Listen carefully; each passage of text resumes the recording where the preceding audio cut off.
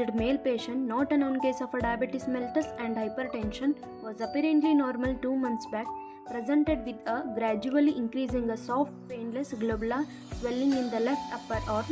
For all these complaints, initially he consulted a doctor, but patient did not get much relief. Later he consulted to our hospital, clinically diagnosed as a lipoma and treated accordingly.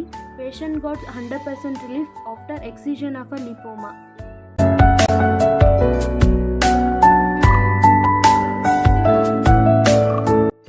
ನಮ್ಮ ತಂದೆ ಹೆಸರು ಬಸಪ್ಪ ಅಂತಂದರೆ ನಾವು ಕಬ್ಬೂರಿನವರು. ನಾವು ನಮ್ಮ ತಂದೆಗೆ ತೋಳಾಗ ದೊಡ್ಡದೊಂದು ಗಡ್ಡೆ ಐತ್ರಿ, ವಾಳ ಟೈಪು. ಅದನ್ನು ಡಾಕ್ಟರ್ ಸಿದ್ದಿನಗೌಡನ ಅವ್ರ ಹತ್ರ ತೋರಿಸಿದ್ದೀವಿ ರೀ.